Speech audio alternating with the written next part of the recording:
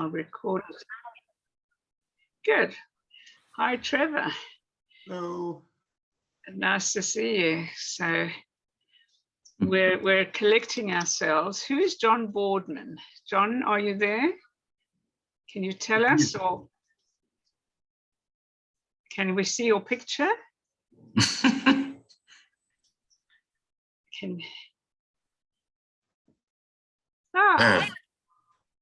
That's nice. So tell us who you are and how you're connected to us.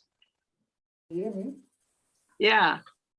Hello, I'm from Windhoek, and I got the email concerning the Zoom meeting from Golik, and that's why I'm here this morning. Good. So you're from Windhoek? That's correct, yes. Good. And have you got any connection to Kimberley? I think my wife's family lives in Kimberley, some of her family, and that's about it. And I've driven through there a couple of times. That's the only connection. Okay, well, you're welcome all the same to see. You can see the Kimberley shul in the background. Yes, thank you very much. Thank you. Thank you. Good, good. And Hilton Tobe, welcome. Right there. You are muted. Tell us who you are and how you connected to Kimberley. It's my cousin. I'm Trevor's first cousin. Yes. I was born and raised in Kimberley, matriculated in Kimberley.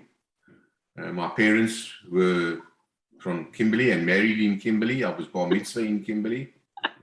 Okay. We accept you with open arms. You're obviously Elton. Okay, so now Diana's in the waiting room. Dennis Hammer, Ashley Kruger, Lois and Marvin Cohen, MDT. Who is MDT? My cousin Mervyn. my brother Mervyn. Oh. But now there's another Mervyn Tobe, isn't there? It's spelled T-A-U-B, and I had a letter from him yesterday because he's related to, Phil and Anne were his parents. They lived in Bulawayo. Do you know them? No. No. They don't spell it my way. They're not mine.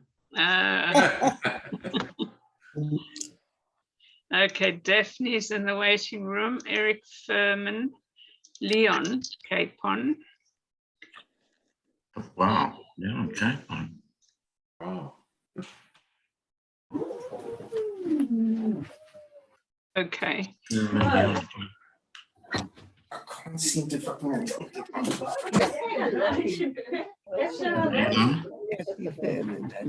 Okay, I'm on the call.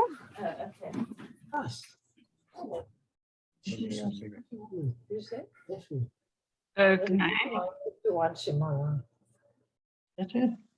Great. Lovely, coming in thick and fast. So that's good.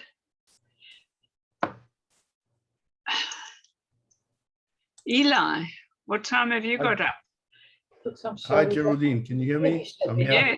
Okay. This is What's Eli my time? Rabinovitz.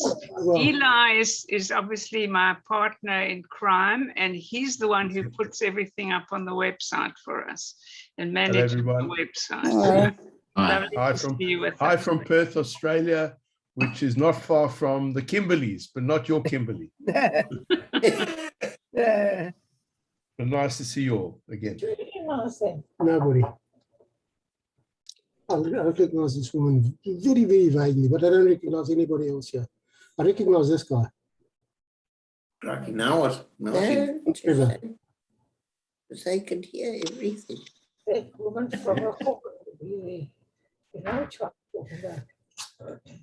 Yes.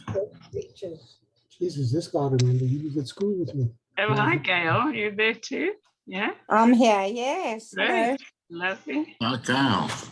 Hi. Hello. Hello, everyone. Gosh, what a lovely. Every time I mean to be on these and I never get round to it. It's just so lovely to be here and see everyone. I haven't seen people here for like, gosh, Eh? 50 years or Yes, more.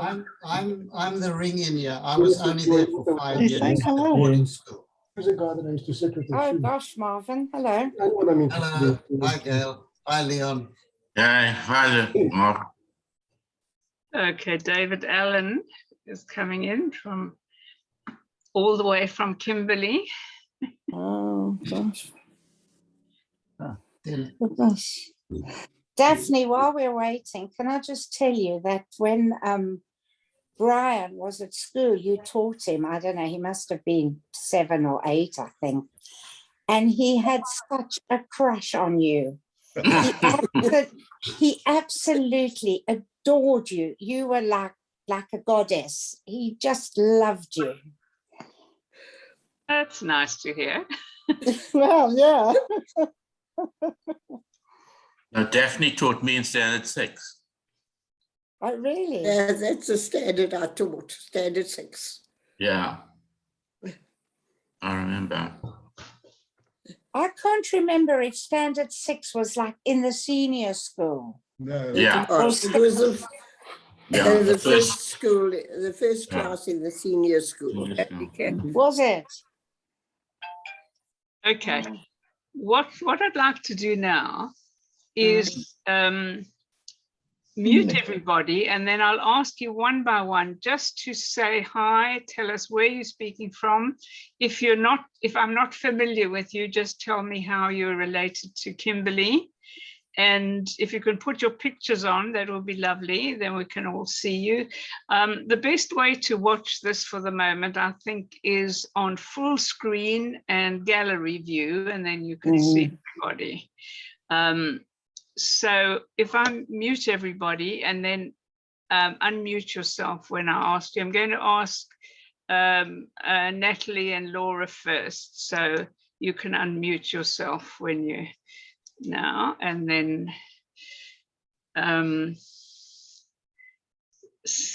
say hi and hi everybody. Hi. Just to Well, say Geraldine, I've got half my family on the screen. good. Jeff and Di, Daph and Eric. So that's wonderful. Do you want me to start talking? No, I just want you to say where you're speaking from. I'm speaking from Laura's Lounge in Sea Point. Fantastic. Okay, Joy. Hi, I'm from Joburg. I'm in Joburg. Fantastic. Leon.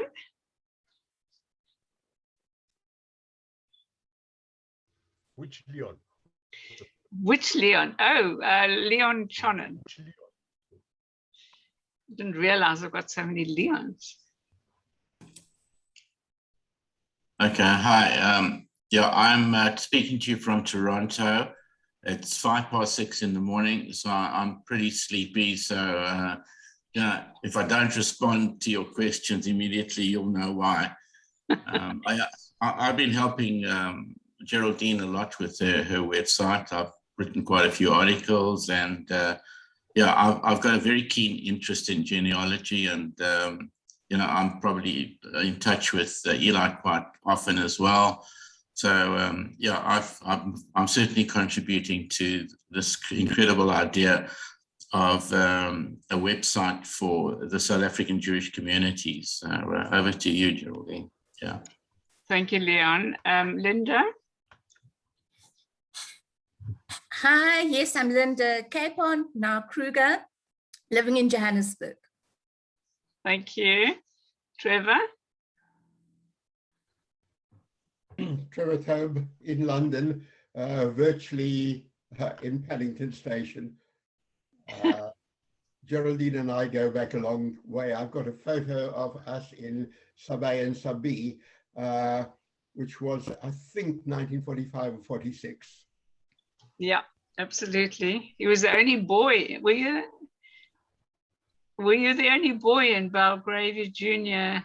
No, the photograph shows all the boys standing in a row. Oh, yeah, yeah. The girls sitting on seats in the front, but there's one boy sitting in the front, and that's me, and I'm sitting next to Geraldine. famous picture. Better put it on the website, Trevor. Thanks. Hilton, Tarab. Hi, yes, good morning. And I'm speaking from Vancouver in Canada. And it's just past 3 o'clock in the morning. Wow, that's dedication for you. Well, welcome. So don't feel so badly on. Hey, Hilton. I'm well, thanks, and you? Good, good. Yeah. My fellow Canadian. Yep. Eli? Hi, Eli Rabinowitz, not from Kimberley. Grew up in Joburg and in Cape Town. I live in Perth, Australia, and work with Geraldine on the website. It's an absolute pleasure to have read about your stories and to continue to do so. And of course, I don't know if Geraldine will tell you more about the campaign to broaden this concept to other towns and Stedtlach in South Africa. This project in Kimberley has been very successful, and I think a lot of people have been impressed by what has been put together, and we have to thank Geraldine for all her energy and efforts. Thank you. Thanks, Eli. We couldn't do it without you. Thank you. Kayleen? Hi, this is Kayleen Kruger. I was Weinberg. I'm with my mom, Vicky, and my sister, Lisa. And Vicky was obviously a Capon. So we've also got half our family here, our cousins, Joy, Linda, and Leon, and Ashley. So we're very well represented, the Capons. And we're in Cape Town. Lovely. Gail? Hi, I'm Gail Levinson, as was, and I live in south of England on the south coast in Shoreham by sea near Brighton. And it's just, gosh, lovely seeing everybody. It's just such a treat. Great, thank you. Diana.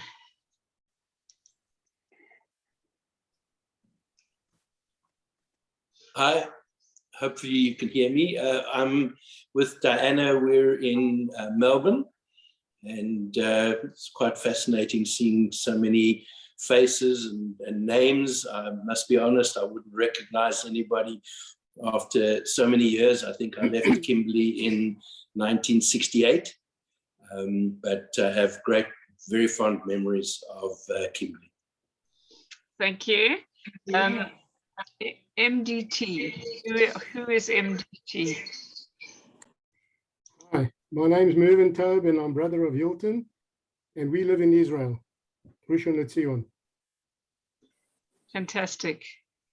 Thank you. Steph?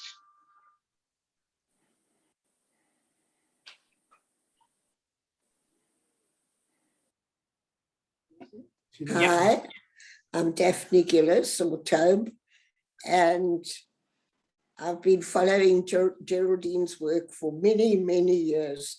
I live in Cape Town in Sea Point, and I have such fond memories of Kimberley, and I love seeing all of you, especially those whose kids I taught. Thank you. And Daphne's going to talk to us later.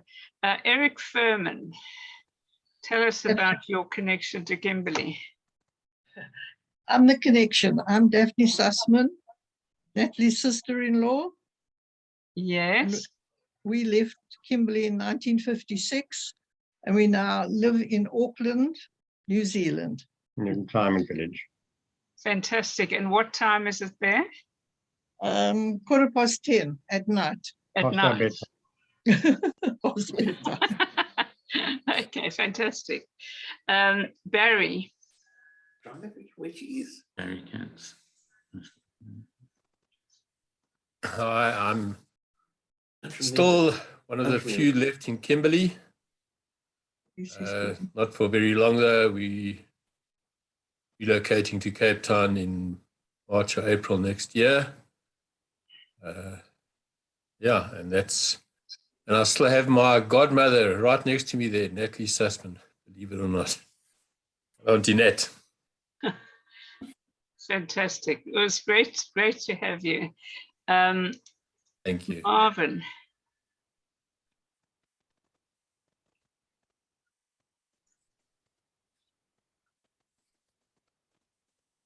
want to get into greater community. Never a big community.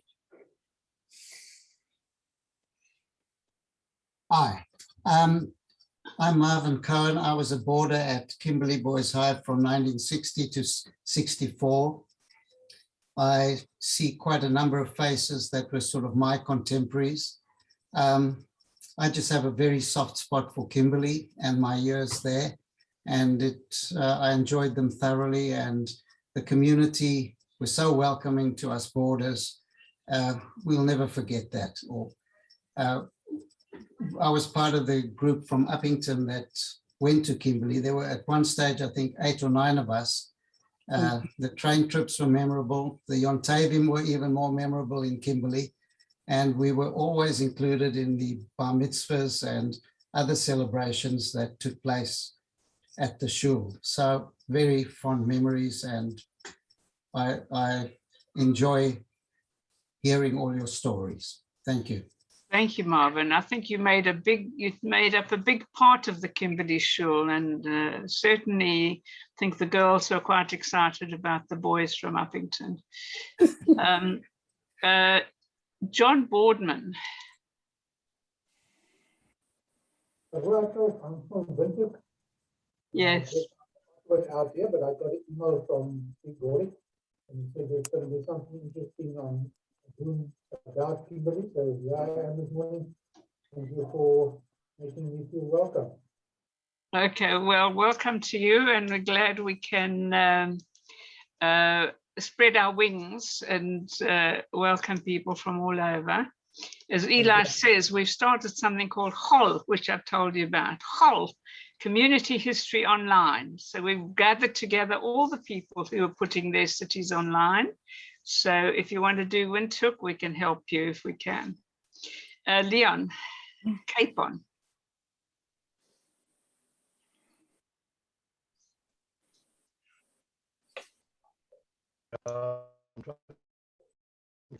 Yeah.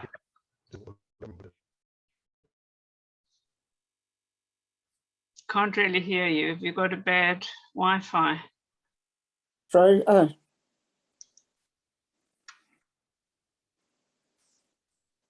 Okay, I'm going to go to David and Shirley Allen in the meantime. We'll come back to Leon. I think you've frozen. Where David and Shirley? Hi, tell us where you are.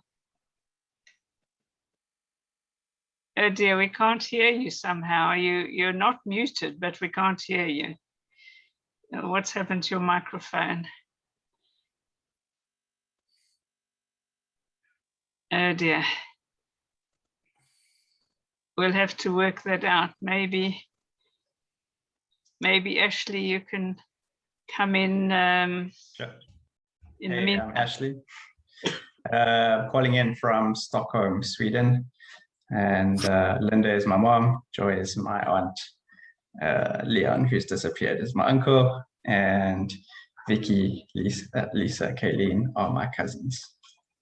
Fantastic. Well, we haven't had somebody from Stockholm before, so that's that's brilliant. Try again, David and Shirley. Have you got a bit of sound? No, it's not working yet. Dennis.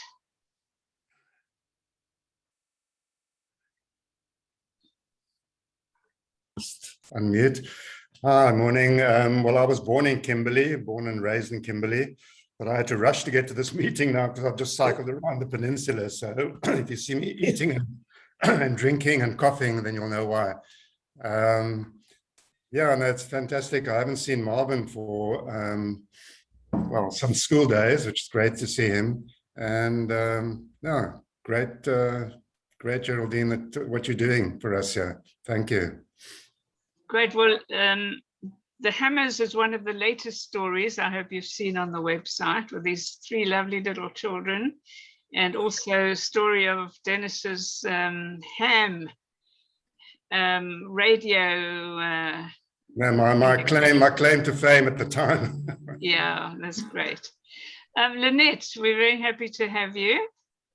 Hello, I'm in Umhlanga Rocks. in KZN. Can't speak very much. I'm a first cousin of Trevor and Daphne. Our mothers were sisters, Blumenthals. And I'm especially come on today to hear their story, which I gather is going to be a little way along. Geraldine, is that correct? Yeah. Okay. Can't talk more, sorry. Okay. Lynette is from Springs, and I'm working with Lynette to try and get the Springs people to create their website, and it's coming along very nicely. It takes a while to get going, but it's getting going. Thank you. John Brandon Bloch. Yes, how are you doing? Nice to see you, Geraldine. Good to you all. Wish you all a good new year. My family came from Koffiefontein, as I mentioned to you late last week. So I used to come through Kimberley to visit my family when I was a little boy. Fond memories of coming down to Kimberley, then driving from Kimberley to Koffiefontein. My grandfather was a rabbi, actually, in Koffiefontein, Joseph Bloch. And my father went to school in Koffiefontein, in high school and primary school there, and then came to Pretoria. So I'm talking to you from Pretoria, and I think I'd also like to, with you and help of you and my cousin Layla Bloch in Cape Town, I would like to do the Koffiefontein communities and the towns around Koffiefontein. I think it would be something very special if we could do something like that. But I'm just here to listen today. Okay, would be really great. So now Brian Schles's picture's disappeared. Are you there? Can you talk to us? And Elisa, who's Elisa? Anybody claim Elisa? Lisa is our cousin. Yeah. Hello. Yes. Whose cousin? She's a Capon. Heather, she's Leonie Capon's daughter. Fantastic. Okay, great. Welcome, Elisa. Thank you. Okay, well, there we are. I think that's all. Leon is coming back into, let me admit him again. He's obviously having trouble. Let me do that. Okay, so we have a few people lined up to talk to us today. That's Daphne about her family and maybe a bit of sports, and I'm hoping others of you can increase the sporting knowledge. Natalie's going to talk about Zionism or anything else she likes to talk about. And Joy's going to talk to us about the Capon family and the book that she's written. So let's start with Daphne, if you would. So if everybody else can be muted, and then we'll listen to Daphne, and then we can ask her some questions at the end. So off you go, Daphne. And I'm sure, Trevor, you may have things to add or subtract, as it were. Okay, Daph, over to you. Okay, stop. Okay, come on. You're okay. Okay. We lived, although people say we lived in Milner Street, we didn't really. We lived in Milner Crescent. The Crescent was the top 10 houses of Milner Street, and of the 10, there were 5 Jewish families. My grandparents lived in 59 Milner Street, and I only moved there at the end of my Standard 9 life. So I wasn't really involved, but the whole of Milner Street had so many Jewish families living in them. And everybody used to get together. We used to play games in the street. We used to go to ride to school together, and it really was like one family. The families living in Milner Street were next door to us, the Dubovitzes, then 2 doors further on, the Malanskis, and right at the top were Phil and Tilly Price with their daughter Rosalind, and next door were Connie and Louis David with Bobby and Aubrey. Bobby and Aubrey were special. They had a squash court in their garden, in their house. Everybody else, lots of people had tennis courts, but nobody had a squash court except the Davids.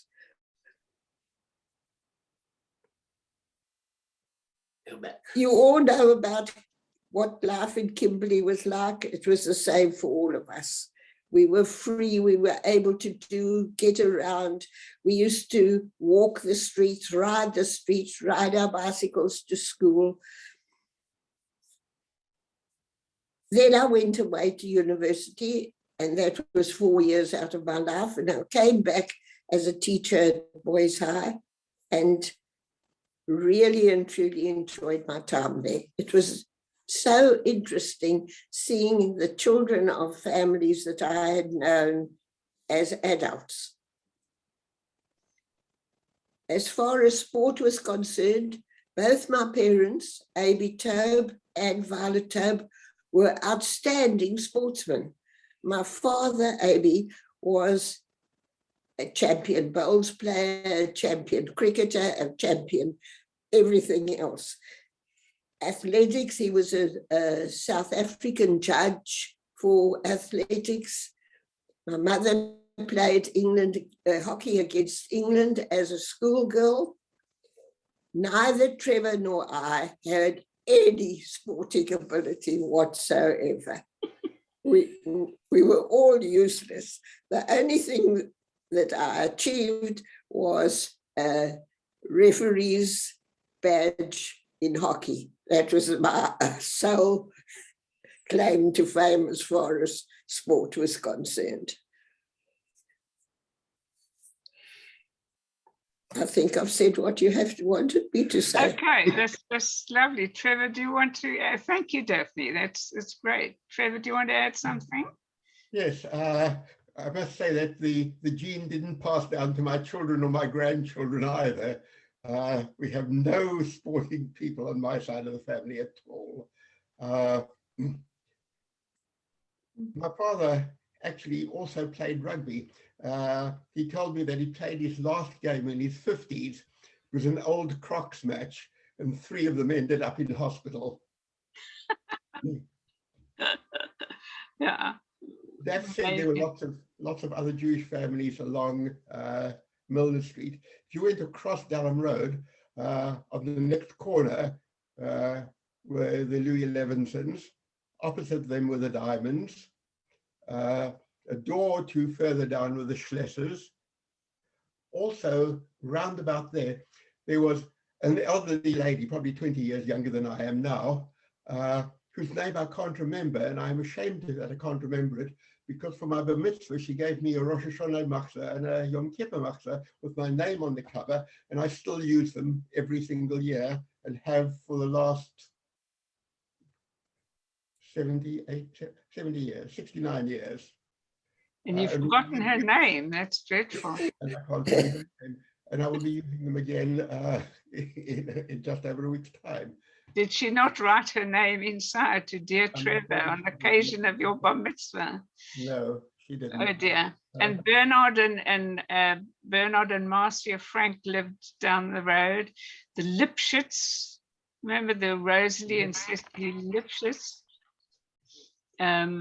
So Milner Street was really quite full.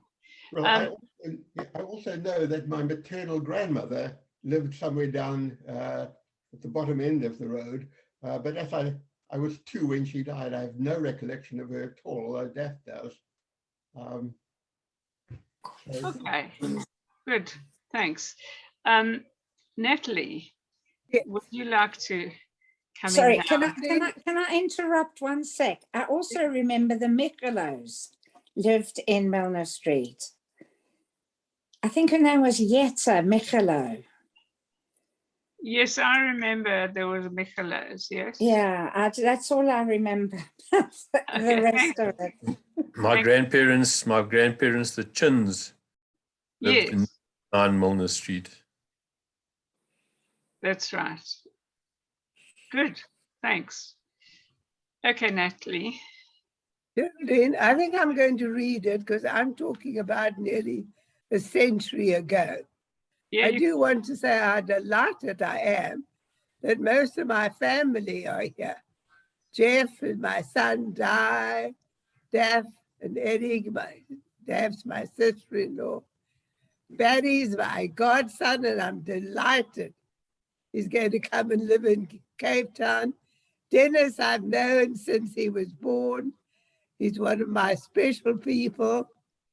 And now I'm going to read because it was a long time ago. Yeah, I like that. That means you can write. I'm going to be 93. So that's 7 years of a century. So I'm talking about a time that to most young people reads like a once upon a time in a faraway land. So let me carry on now. We grew up during the World War. Life was very different. And personal relationships were important. No TV, no cell phones to constantly check for new messages. All our friends were ardent Zionists, and our lives centered around the Zionist youth movement. We shared a common ambition to live on a kibbutz, grow food, and develop an army to defend our dream of a homeland, as promised by the Balfour Declaration, in return for Chaim Weizmann's contribution as a scientist to England winning the First World War. Weizmann asked for the assurance of a Jewish homeland. The United Nations vote was, of course, far into the future. Anti-Semitism was rife. And we did not have radio. We did have radio, so we knew what was happening in Germany under a demented Hitler. England declared war on the 3rd of September 1939. The Nats were in power here, and General Smuts, head of the opposition United Party, introduced a motion in the House to vote on joining England. He won by a small majority. And as Geraldine has written, Herzog retired to his farm and kept stum. All the Jewish boys and men young enough to fight joined the army. Every man and boy in Kimberley volunteered. There was a generation gap for 5 years. For the Afrikaners, it was a bitter blow. They were still bitter about the Boer War and the British taking control of their land. They formed the Broederbond and the Grey Shirt movement aimed at harassing the Jews. They were a militant pro-Nazi movement. The South African forces went up north to join the British Army in fighting Rommel. They fought bravely and defeated Rommel, who was regarded as unbeatable. This significant victory destroyed Rommel's plans to send a force to German Southwest Africa, where the Nazi sympathizers would have assisted in attacking South Africa with the help of thousands of pro-Nazis here, and no doubt would have exterminated South African Jewry. Against this backdrop, we were meeting as a young Zionist group every Sunday and discussing the predicament of virulent anti-Semitism. We were not harassed by the Grey Shirts in Kimberley, but we teamed up with the Zionist youth movement in Bloemfontein. They spent long weekends with us, and we in turn took the train to them. And there we became very aware of the Grey Shirts in the Free State. But the Jewish boys fought back. If necessary, they had fistfights. But it was tough living with the sheer hatred of the anti-Semites. We went to young eye camps at Lakeside and met young Zionists from all over South Africa who were living in smaller towns in the Free State and the Transvaal. And they felt we were too complacent and should become militant. But oy vey, I didn't want to be a terrorist. In Kimberley, we obeyed our own rituals Friday night. On Saturday afternoons, we were loyal subjects of the King after Basco. The movie, we sang God Save the King. And after the movie on Saturday afternoons, we had house parties where we jived to American bands played on records. And on Sundays, we sang Hatikva. Dov Sender Roberts was a charismatic leader, dedicated Zionist. And there were very bright young teenagers in our group. And our discussions became heated, but nothing like the adult Zionists. I remember the heated debates between Harry Stoller and Hyman Jacobson, the revisionists. Jabotinsky had visited Kimberley to collect funds. He was a firebrand, a fine orator, but his ideas of militancy did not appeal to Kimberley Zionists, who believed in a socialist state homeland, and the few revisionists were not very popular. In May 1945, Germany surrendered, and a shocked Jewish world learned the truth of the murder of 6 million of their own, including family members, and went into mourning. When the United Nations in 1948 voted in favor of a Jewish state, it was only because for one brief moment in time, the world had a conscience because of the Holocaust. I still find it hard to believe that not one person in this world tried to stop the mass murder. In November, I wrote matric and turned 17. And in December, the men returned home and were welcomed at a function by Geraldine's dad, Dr. Noel Kretzmer. I could not take my eyes off a very handsome Cecil, still in uniform, and fortunately, he noticed me too. We lived happily together for 70 years, so I never got to be a kibbutznik. But Dov and several of the boys of our group left immediately to fulfill their dreams of living on a kibbutz, and we were lucky enough to live to see the establishment of a state. Thank you. That's fantastic, Natalie. Thank you so much. And I love the fact that you've written it down because it means you can send it to me. Can I ask a question? Yes. Natalie, I have cousins in Kimberley, the Goldbergs. They had a son and called, I can't remember his first name, someone Goldberg, but he went to Israel and he changed his name to Leib Golan. Leib Golan, yes. Yes. Yes. Did you must have known him. Yeah, we were together in the Young Zionist movement. Right, because I actually saw him in Israel. He was very happy and very successful there. Yes, he lived on a kibbutz. So was Dov. I can't remember which one. Yeah, so was Dov Sender Roberts. Oh, right. Yeah, would that have been Phyllis and Natie Goldberg? No. Phyllis and Natie Goldberg are my age. No. Goldberg. He was Leonard Goldberg. They lived in Memorial Road. Leonard Goldberg, yeah. They lived opposite the shul in That's right. Memorial Road. That's right. Yeah, opposite the rabbi. We were all very fiercely Zionists. Yeah. And who were Leonard's parents?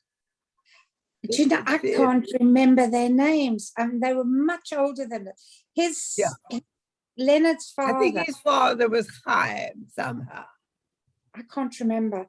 They were my grandfather's first cousins. He was first. Yeah, of course, they were much older than I am. Oh yeah, they were even older than my mother. They were probably older than my father. I mean, they were elderly parents, and they had a daughter called Hannah, who was Leib's sister, and then he married the woman he was with, and he had Faye Goldberg and Leslie. That's right. Yeah, and I think Yes. Faye and Leslie, Hannah died, and so did Labe. But Leslie and Faye both live in Israel. No, I don't know where.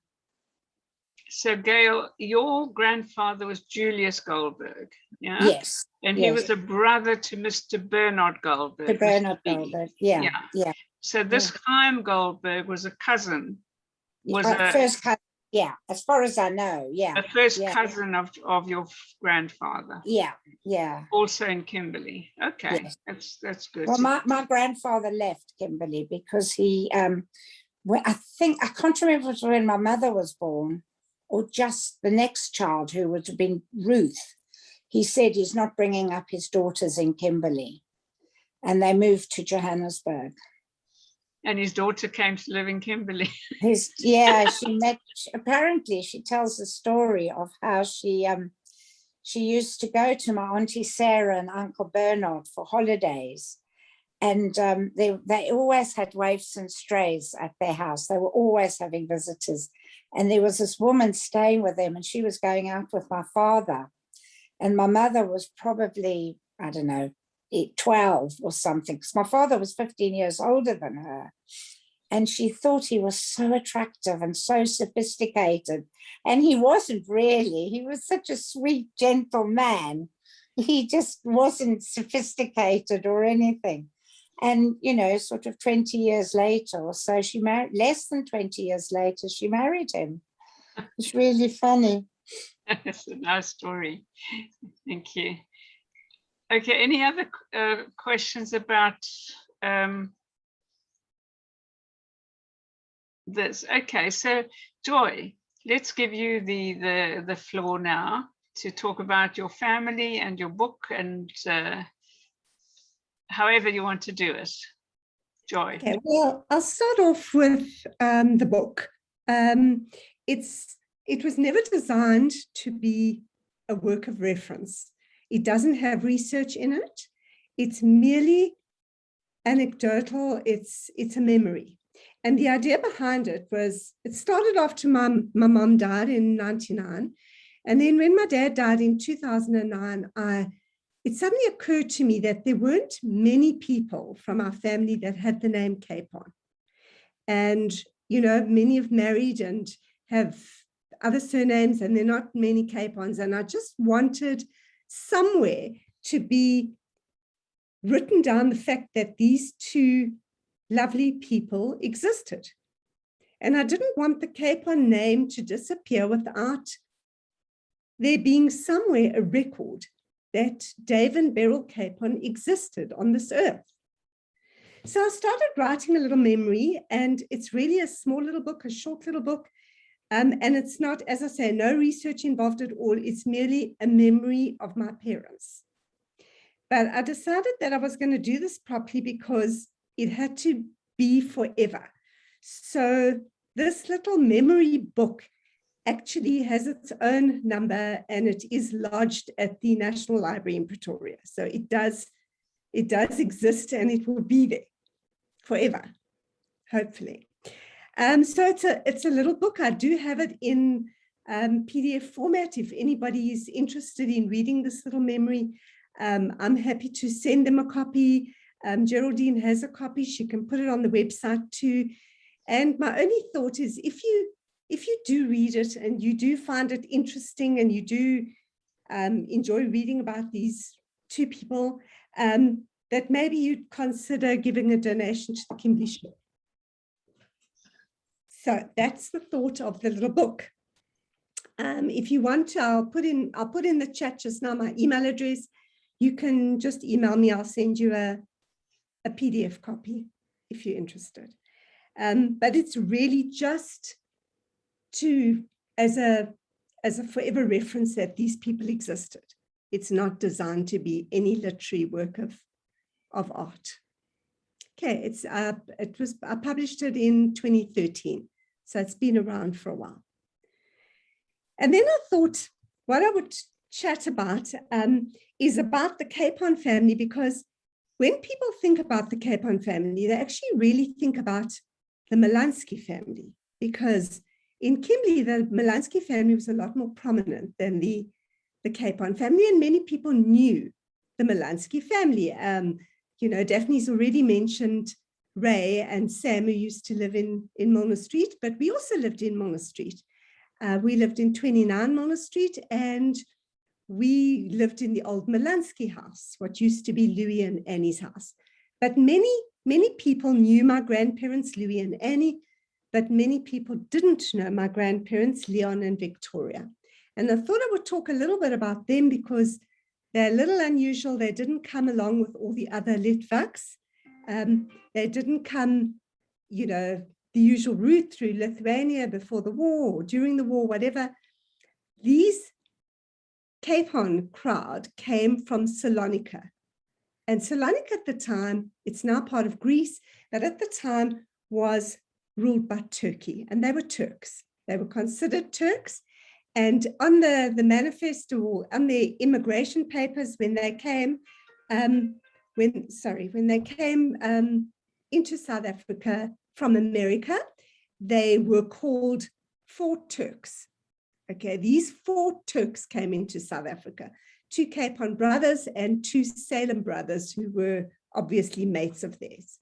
So the story goes that Leon Capon and Victoria Carassa were both born in Salonika under Turkish rule.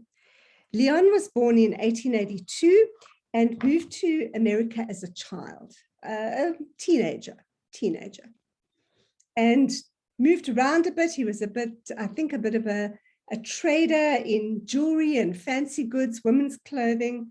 And the story is that he lost everything in the San Francisco earthquake of 1906.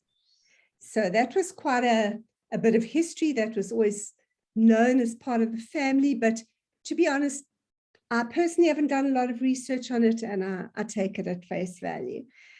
He married Victoria Carassa in New York in 1911, in June, and then came to South Africa in the September of that year. So bear in mind, it used to take quite a long time by ship. They must have left pretty soon after their marriage to get to South Africa, and came in via Cape Town, where they came in with 2 Turkish guys called the Salem brothers, and were considered the 4 Turkish Jews. And the 4 Turkish Jews, I don't know what the story was, but they seemed to be a curiosity for the South African immigration officials.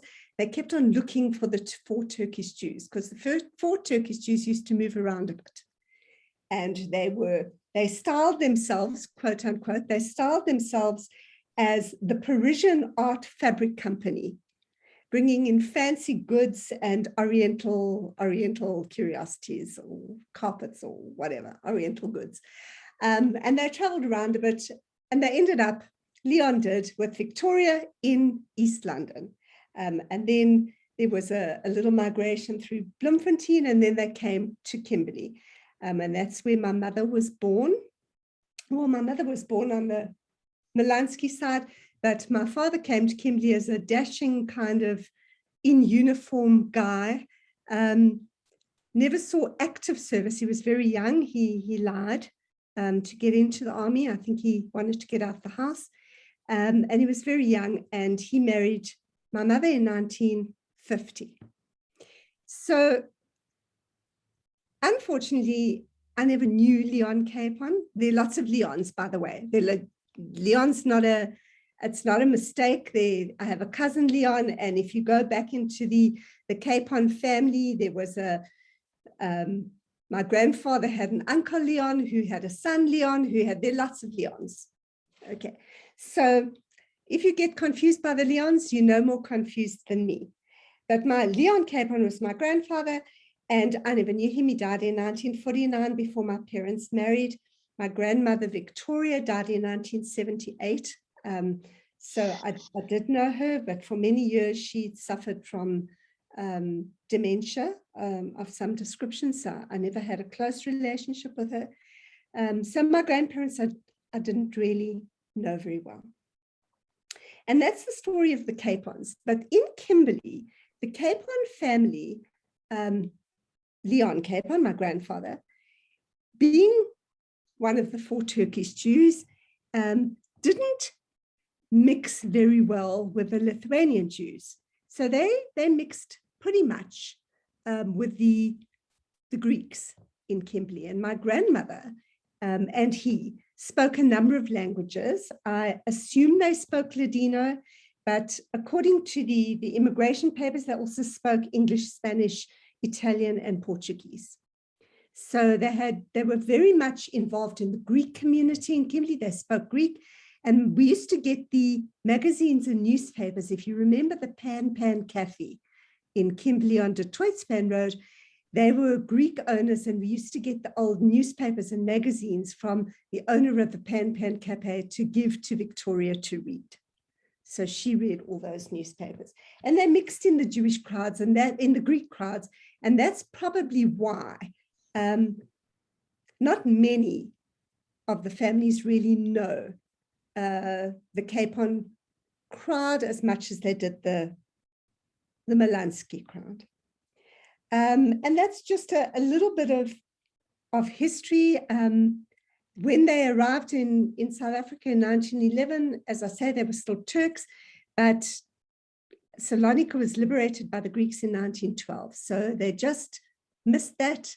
And thereafter, all the Greek relatives would have then, many of them who were still there would have then fallen foul to the Nazi regime during World War II.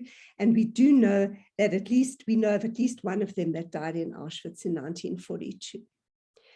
It's become, I'm very involved at the moment with the Johannesburg Holocaust and Genocide Center, and it's suddenly become an interest of mine to try and find the relatives in Greece from Salonika who died during the Holocaust. There must have been many. We don't know them. I don't know who they are. I don't know where they fit in. And it's one of my things at the moment to try and find out.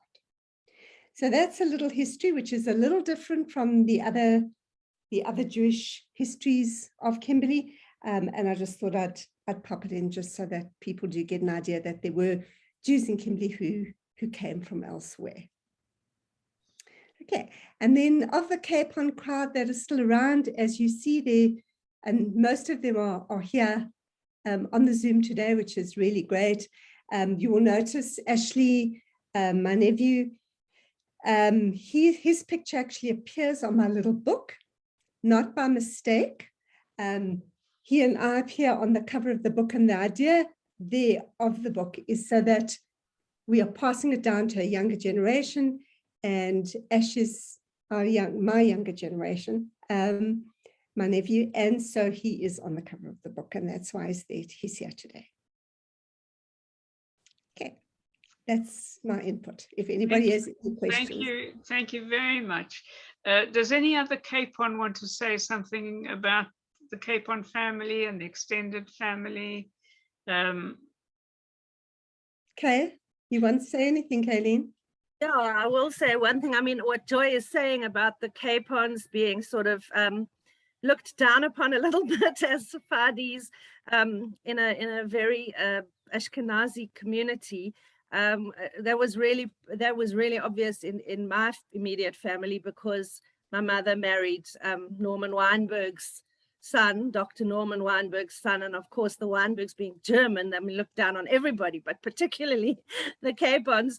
My grandfather was a bookmaker. They didn't have to, I mean, you have to understand, Alec, yeah, was a bookmaker, and David helped him in that business eventually at some point, and they really weren't as educated and whatever.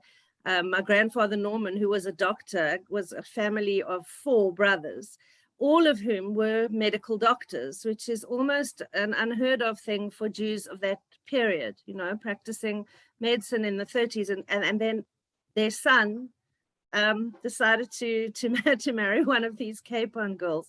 So I found that quite fascinating. And there's always that division between Sephardi and Ashkenazi, but Joy is right. So the Melanskis were better known than the Capons. The Weinbergs were better known than the Capons. And I think that's a pattern, yeah.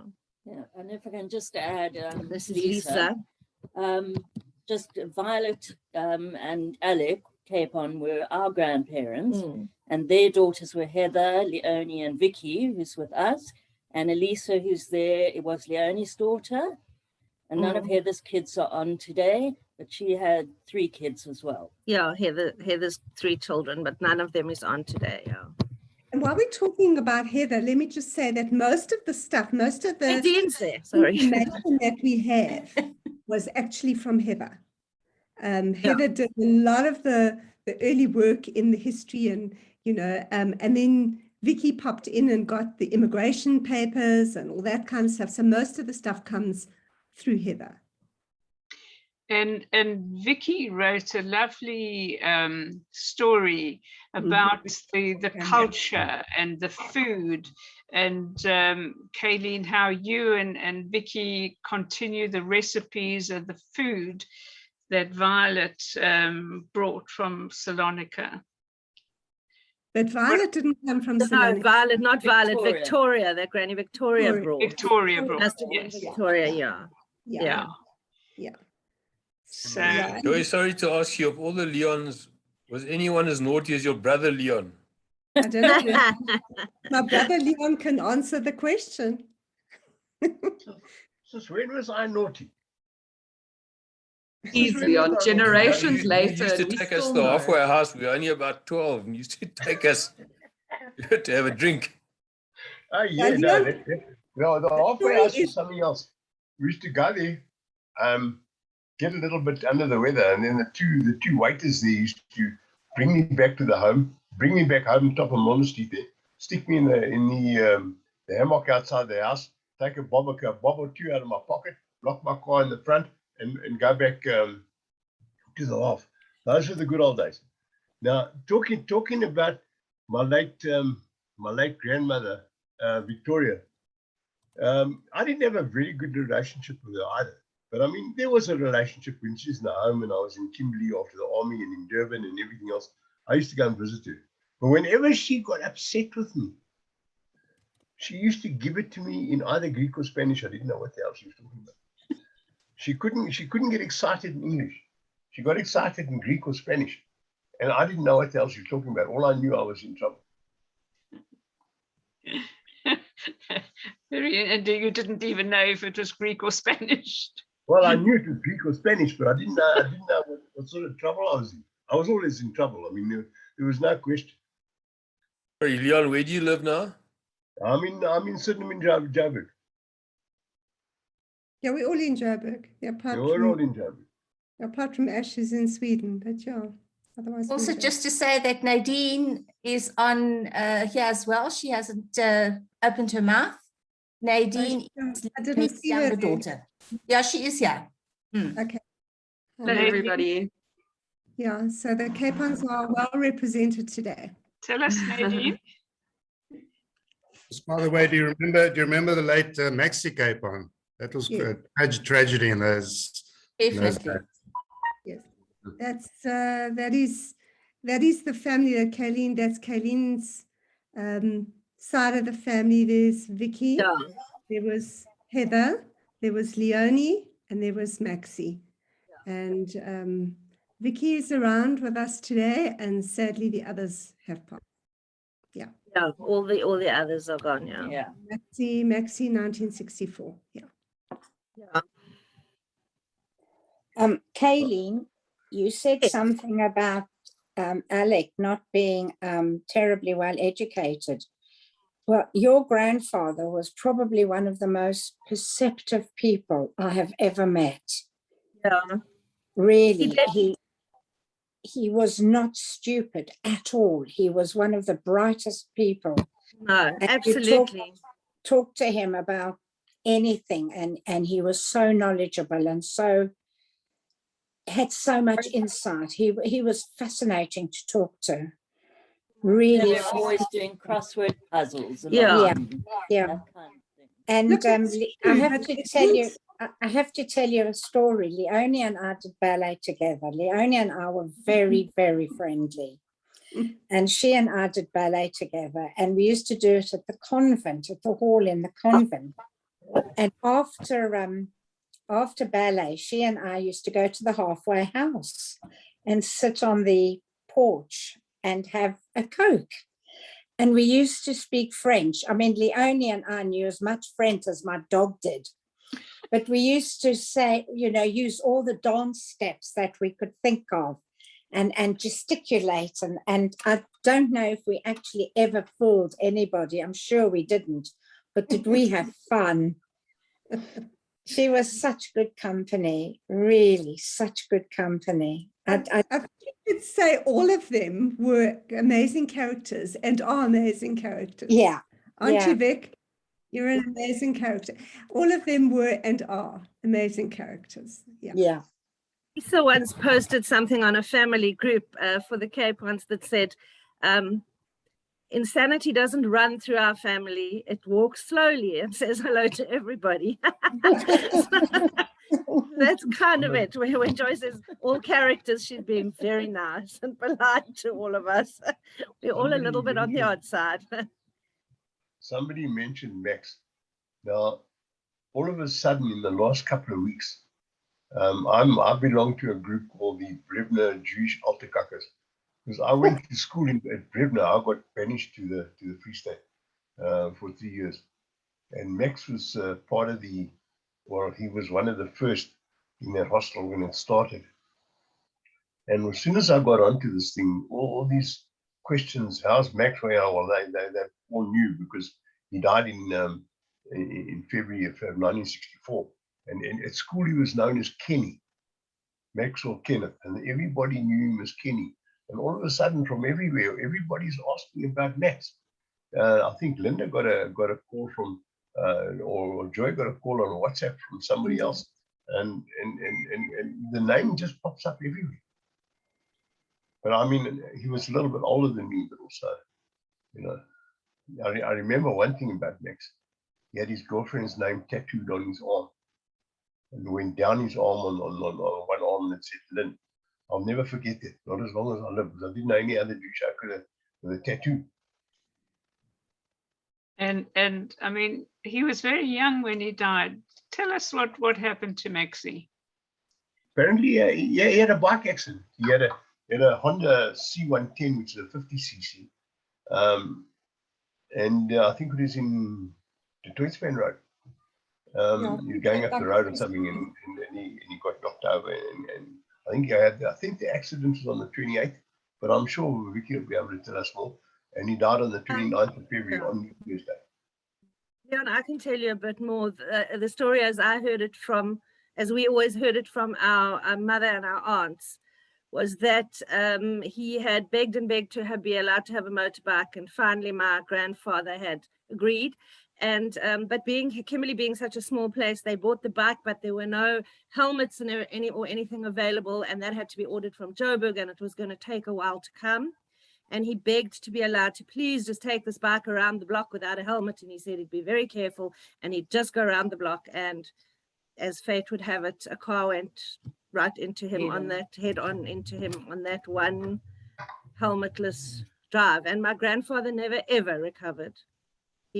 I think he felt the burden of guilt his entire life that he had allowed this to happen. And Maxie was always... I don't think my mother ever recovered either, actually, Kay. No, I don't think that any of them did. I was just going to say that I don't think any of them did. No, they never ever did. Maxie has always been this shadow over the family, and in a way, you know, he's always been this unfulfilled promise, and this and then this burden of guilt to my grandparents, I know, and the sisters were always, and you know, I think that it did devastate the family, as these things can do.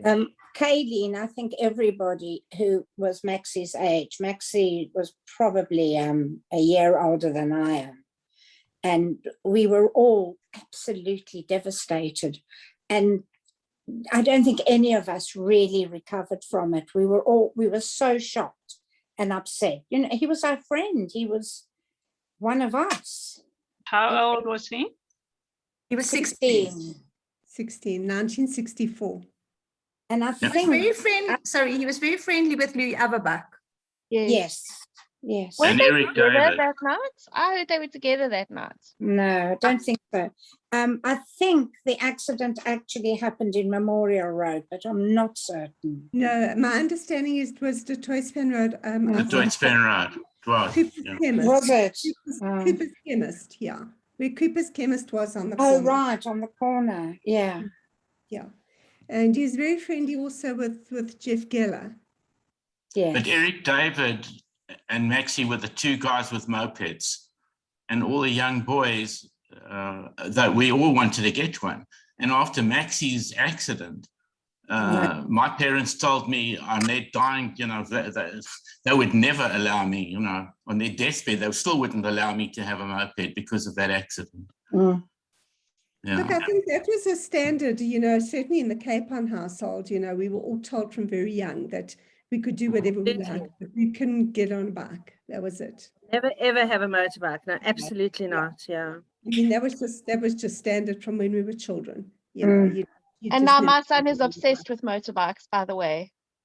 But I do think even when Julian was getting his motorbike, all of us were very anxious. Yeah. Generations later, it was like, why is Julian getting a motorbike? What is going on? We don't get motorbikes. It's actually kind of stamped in the DNA, that accident. Yeah. Mm.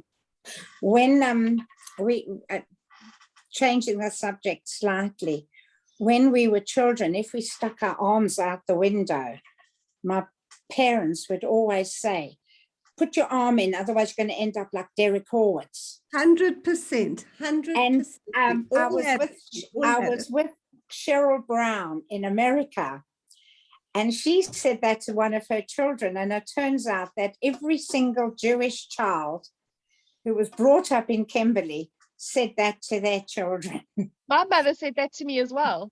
100%. There's no question about it. We all had it as children. And I say to my daughter, I said it to my children, and I say it to my grandchildren. Can you tell us the backstory of that, please? Sorry, what? Can you tell us the story of that? Yeah, I probably don't know terribly well. Somebody else. Look, I don't know if anybody really knows the whole story, apart from the fact that Derek Horowitz had one arm, and the story was that it was his right arm, I think, that was out the window and got hit by a car or something. And that's all that we were told as children. Shirley and David, you should be able to fill us in on that one. I wish you could, but we still can't hear you. And we can't hear them. I don't know why you're not. Maybe just go out and come in with audio. Go out and come in and connect to audio, because we would like to hear from you before we. So leave the meeting and then come back again. Join again. Can you do that?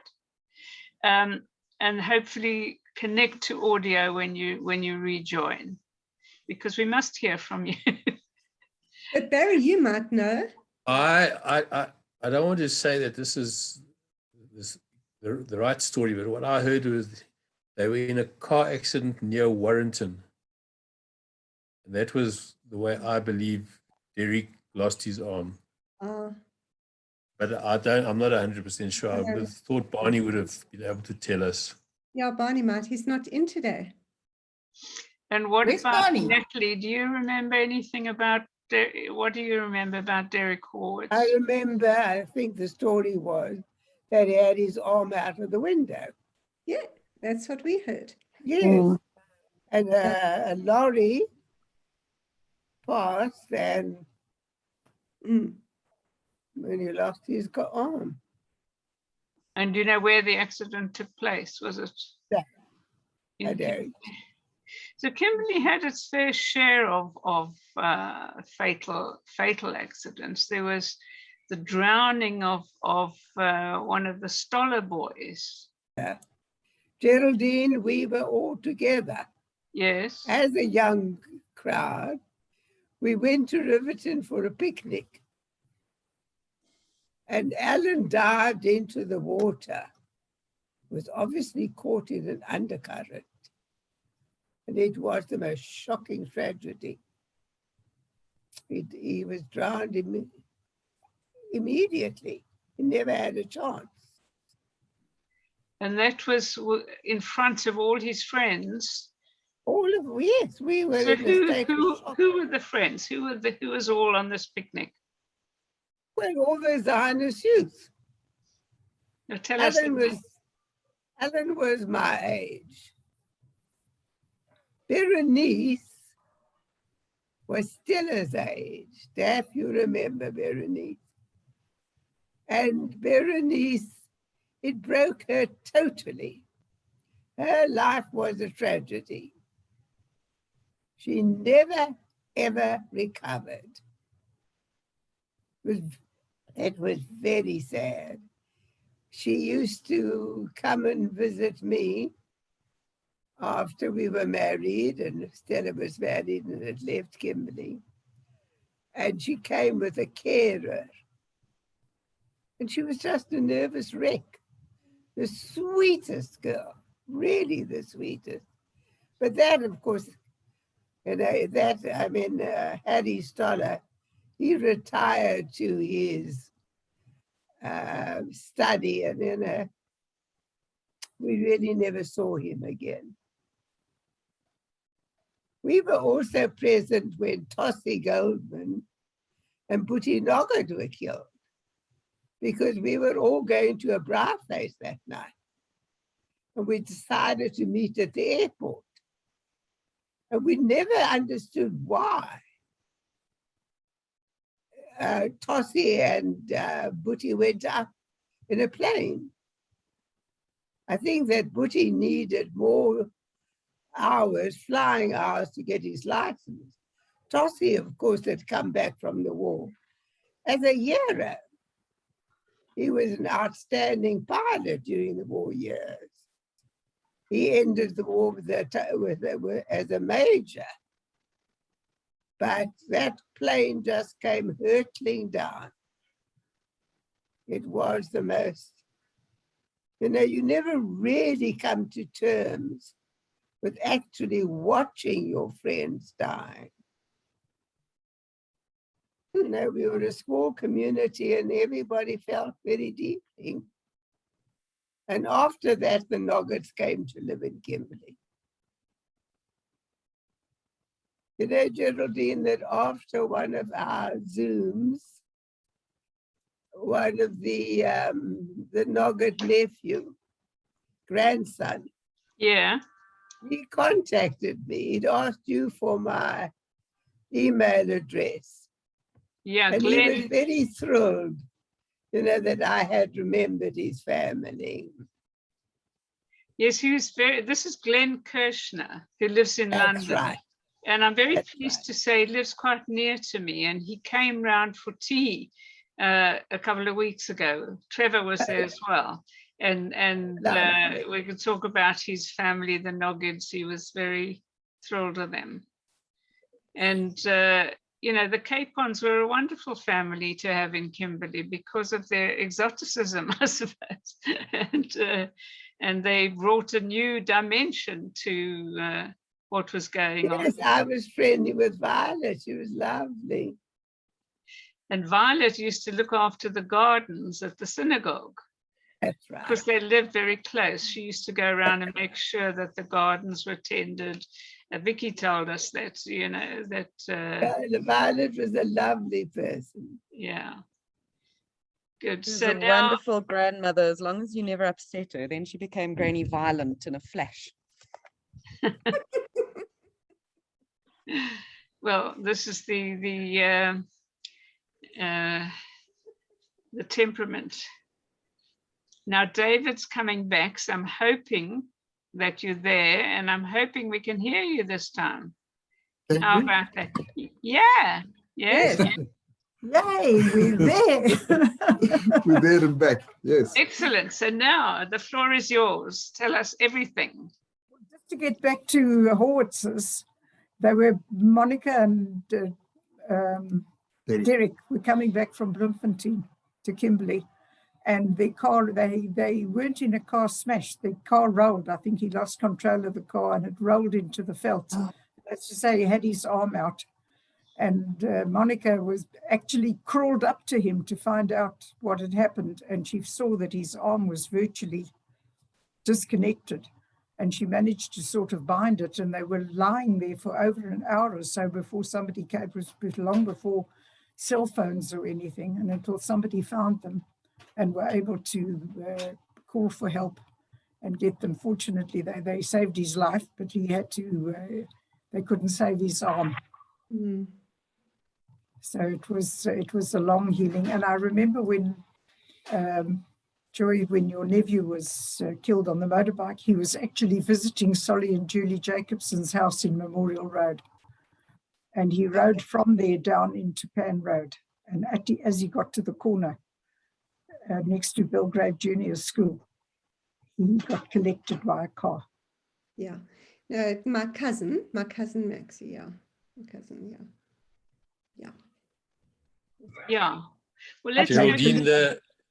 if you want an absolute wealth of knowledge about the history of the Jewish community in Kimberley, David has the most unbelievable memory, and every time I see him, he tells me about people. He never repeats himself. He knows facts, figures. His memory is just absolutely unbelievable. It is the most wonderful, and they are, besides being the most wonderful people, David is just a wealth of information about the community from years and years and years ago. So, David, what are you doing about it? Are you writing it down? Are you sending it to me? Are we putting it on the website, or is it just going to disappear with you? Well, it's probably... Do you want all the scandal? Do you want all the Of course we want the scandal. Of course we want the scandal. Could I ask David a question? David, when I was in Kimberley, I think 2016 or 17, I took a lot of photos of the show, which I sent to Geraldine and Eli and Leon. One thing that intrigued me was that big stand in the front of the ark that I think candles are lit on certain occasions. It was, and engraved on the stand were family members, 6 or 8 of family members that were killed in the First World War. And it's something that a family, I can't comprehend that one family lost that many members in that conflict. Yeah. Could you fill us in a little bit on that? Look, Barney actually has got the full history of that because he went into it at great depth, but it is the members of a single family, and it was being used and regularly for when we have Yom Zikaron, we remember what happened. That is norm of the last few years. That's where we light the candles in memory of the 6 million. That and there are nine candles there. Now, is that a thing that is in any shul? Is it something you can get, or was it specifically made for Kimberley for this family? I think what Barney told us on the day was it's a Kimberley family, and there's all links to that family. And I have some photos of it, and it's just, I was very interested to find out, you know, that they came from Kimberley, and they obviously volunteered, and it was all the First World War, and they volunteered and all lost their lives. Yeah. That was a terrible situation. One little side, we're talking, Gillis, her father was a boarder with my grandmother, who lived in Tapscott Street, just off Transvaal Road. I never knew, of course, because I never knew her, but Jack Sussman and A.B. Taub were boarders with my grandmother, apparently. As I say, that was told to me by Jackie Sussman himself. And of course, and Daphne was taught us when she was a pupil teacher.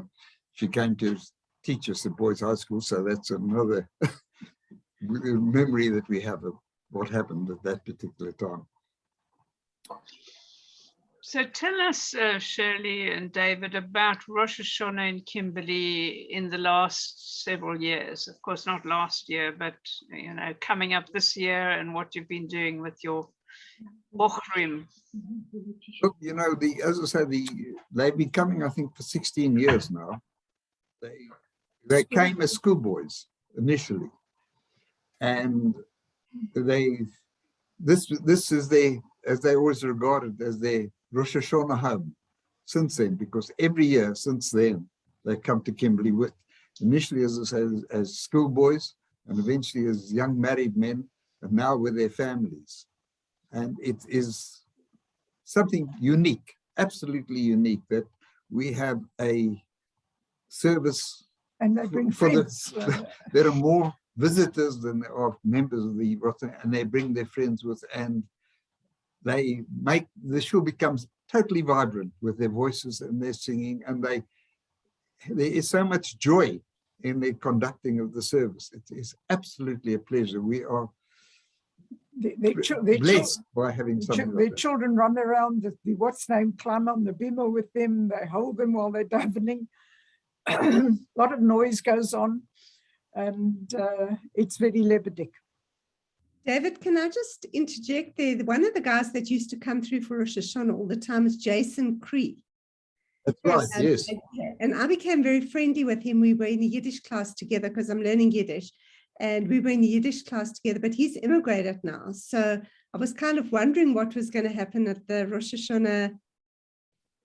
They're coming again. They're coming again this year. There are eight, obviously not Jason, obviously. not Jason, no. Yeah, yeah.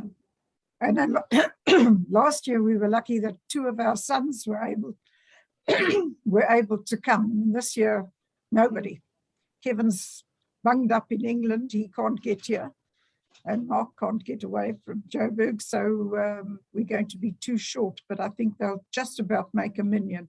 So who of Kimberley will be there for Rosh Hashanah? The 2 of you, Barney, that's 3. Barry, you'll be there? Barry. I'll be here. And hopefully Trevor will come through. Trevor might come through from the farm if he's Norman Datner also, well, Norman will be here. Is Norman going to come? Oh, that will be nice. Norman Datner. Yes. Yeah. How is Trevor? How is Trevor? How is he? David and Barry and Barney, every now and then, instead of having a service in the shul, they go out to the farm and have a Friday night service with Trevor on the farm. But I think he's quite a bit better, but he gets not terribly mobile. Mm-hmm. Trevor is fairly mobile. They've just on their way back from Cape Town. Unfortunately, I don't believe they can travel more than 2 or 3 hours a day, but they went to the Flowers. They went to Cape Town to pick up Gabby, who was there for a month. I see Trevor at least once a week. We have coffee. He comes in. He is, thank God, Baruch Hashem, he seems to be on a plateau. His pain is not as it was a few months ago. He's on some form of conventional treatment. And he's certainly in a much better place now than he has been for a long time. He's taking photographs again, and his mind is in a really much, much better space than it has been. Well, that's really good to hear. So I think we can just now anybody got any memories of Rosh Hashanah in Kimberley or any of the high holidays in Kimberley that they'd like to just say something, and we'll wish everybody a really sweet and lovely year amidst this absolute turmoil in the world today. And, you know, with COVID and Brexit and Afghanistan and climate, you know, what we only have to contend with. So okay, can I say something? Yes. We always used to get new clothes, summer clothes for Rosh Hashanah. Yes. And we used to get them from Derek Horwitz, from his shop, the ladies. And we used to take them on Apro, and you would get 2 or 3 outfits every year for Rosh Hashanah. And they would be summer clothes because, I mean, it was spring. And you can take poison, you would have to wear a jersey. You'd have to wear? Always cold. It's always cold. It was always cold. You'd have to wear your new dress with the jersey. Yeah, with a jersey. Always, always. I must tell you, we pray that it stays cold, because when it gets to Yom Kippur, it's not very easy to fast when the temperature's about 100. Well, this year it's very early, so probably be okay. Yeah, that's right. But yes, new clothes was something. You had new shoes. I remember new Hat. shoes. You had to have a hat to go with the outfits. Yes. And I've got two of those little chairs. Do you remember that as teenagers, we had to sit right at the back of the shul on those little round chairs because there wasn't enough seats for the teenagers to sit on. The bentwood backs. Yes. Yes, I've got two of them in my entrance hall here. Oh, They're lovely, lovely. I would just like to ask about the shul. Maybe Barry can fill me in. You know, I mean, the last time we were visiting Kimberley in the shul, we were obviously all downstairs and we never got to go upstairs where we used to be as children. We always used to look down. We used to love going on a Friday night and checking out all the army boys downstairs and see them from upstairs. But what I want to know is, has anybody been upstairs in a while, and is it still viable, Barry? At the moment, Unfortunately, there's a big mess there because a tree fell over and smashed some of the stained glass windows. Oh no!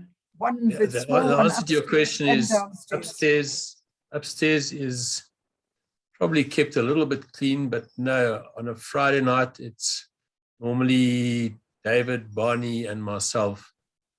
So no, it's not viable to use it upstairs. There are very seldom any females in shul, and when there are, men sit one side and the ladies sit on the other side.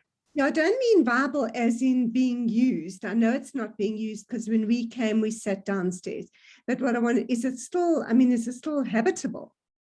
Is it? Yes. Okay. No, the shul is kept in. Thankfully, for Barney, the shul is kept in very good condition. If there's ever a leak, if there's ever a problem, Barney has it seen to without any delay. The shul is. Maud is marvelous. Barney's wife. She sees to on a weekly basis. She goes to check up whether that's been cleaned, whether things are okay, whether things are in good condition. Thank you. That's good. Well, look, here it is. You can all enjoy view of it behind me. So we can feel that we're going to have a little bit of us with you, and wish you all, especially those in Kimberley, a wonderful new year, and we'll be reminded. I'm just going to give a final greeting on behalf of everybody to everybody else, and thank you all for being with us, and coming there. Can I just say one last thing before we end? Yes, sure. Anybody can say. Sorry, I just wanted to say, I don't know if everybody on this call knows, but as well as obviously being part of the Capon family, I'm part of the Weinberg family. And I just want to say that my first cousin, Keith Weinberg's son, Gavin, died recently from COVID and his complications from his diabetes. And that means now that from my father's side of the family, obviously Norman and Stella have passed, and now all three of the sons, obviously Jeff, Roger, and Keith, are dead, and now Gavin has died. So Lisa and I are like the last of the Weinberg clan. That line, I don't know, but I think that Joan Weinberg, Joan Sherman's brother Martin, I think is still in Israel with the family. But other than that, I've kind of lost track, and but from Norman and Stella's direct line, this is basically it. And so there are no more Weinbergs. You know, I think everybody else has, there might be Weinbergs, as I say, from Martin in Israel, but other than that, it was all girls and everybody. Yeah. And I'm a Weinberg. Yes, exactly. But there's no children. Yeah. And the lasting legacy from Weinbergs is Stella Weinberg's fudge. Fudge. Oh, absolutely. Yes. But without a doubt. I think I found a similar recipe, you guys. I know the very close. Okay. I'm sure you've got her recipe, and it may be even, I know Trevor makes her fudge, and he's promised to make me some one day. That recipe, yeah. In fact, I teach at a Jewish day school in Sea Point, and I met a little boy whose surname was nothing that I recognized, but he once told me that he was going on holiday to Kimberley. So I said, nobody chooses that. You must have family there. And he was going to meet his grandpa, who is Bayer, Arnold Bayer. Arnold Bayer is his grandpa. And the minute I said to his mom, I know who you are, Susan, you're Susan Bayer. Now I get it. That's the connection. And she said, do you have your Granny Stella's match recipe?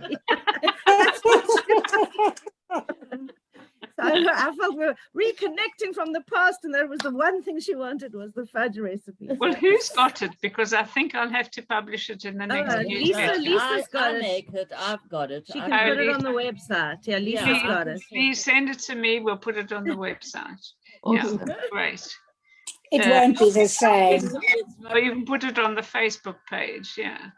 So Geraldine, are you related to Marcel? No. Who's Marcel? Marcel Averbach.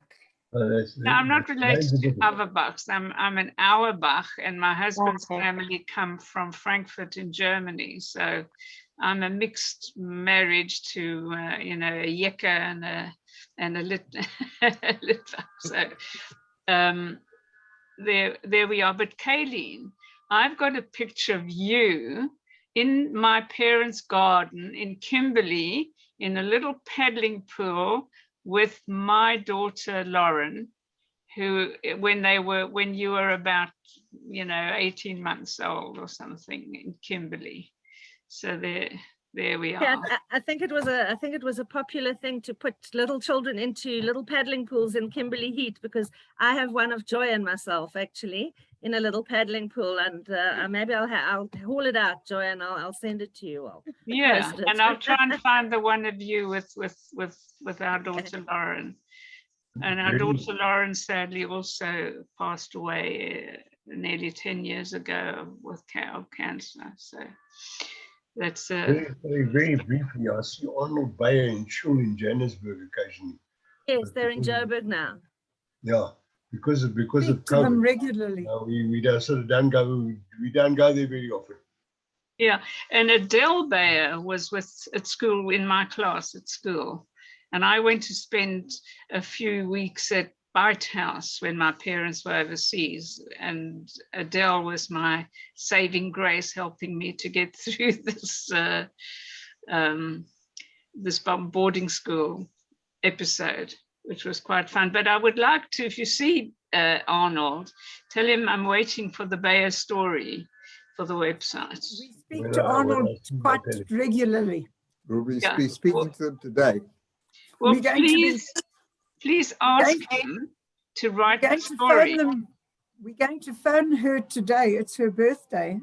The same as my one grandson. They have birthdays together. My grandson's turning 24, and I'm not going to tell you how old she's turning, but we'll be speaking to them later today. So we'll pass on your message. Give them our best wishes and say, please send the story, you know, and, you know, whatever story you want to write, David, write your own story, you know, because when you go, there won't be anybody to tell the story of your parents and your family and whatever. And the same with Shirley. So just concentrate on your family. Just disappears every 5 minutes for about 20 seconds. So we can't hear you at the moment. Oh, well, fortunately, we've been able to hear you. People who want to, I'm sure you might want to make a donation to Kimberley Shul for Rosh Hashanah.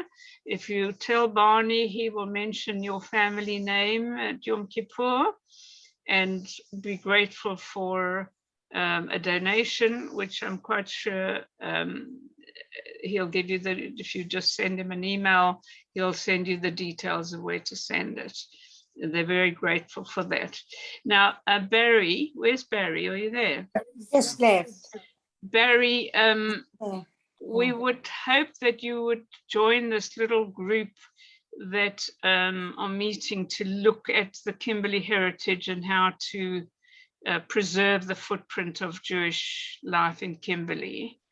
And I don't know whether you're getting my emails, which is I am, yes, thank you. And they, yes, it's wonderful to read them, and I do get them. And yes, I'm very happy to join the group. Thank you very much. Join that little group. We'll meet again after we had one meeting, and we'll have another meeting after the Chagim, just dedicated a few people, including Barney's cousin, Jonathan Joseph in London, who will look after start to create a fund and a process of looking after the Kimberley footprint.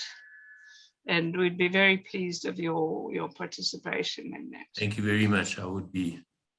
Together with David. Join that group. Thank you. Okay, good. So anybody like to have a last greeting or memory or whatever? Natalie. Doctor to everyone. It's wonderful seeing everybody. Brings back memories. David and Shirley, haven't seen you for a long time. We used to meet on the Musenberg beach. I miss Julie very much. She was really very dear to me. And we kept in touch to the last day. Lots of love to everyone. It was lovely seeing Jeff and Di, Daff and Eric, Dennis, everybody that I know, and lots of good wishes for the year. Please God, Hashem will take COVID away and the world will return to normal. Thanks, Geraldine. Thank you. Thank you, Natalie. Yes, thank you, Geraldine, for organizing it. And I hope you all have a wonderful year. Thank you. And thank you very much to Joy for your lovely introduction to the family. It was really lovely to hear from you and to see all your family on this call. And Def and Trevor, thank you too for participating. Perhaps you can write the story of the Milner Crescent, and we'll fill in all the stories of Milner Street. And Gail, it's great to have you because you've always got a story about everything and to add, something interesting to add. So that's really, really nice. It's been lovely seeing everybody. So thank you all, and I wish you all a wonderful, sweet, lovely new year. Bye-bye. Bye. Thank you, everybody. Bye-bye. Bye-bye. Thank you. Bye. Bye.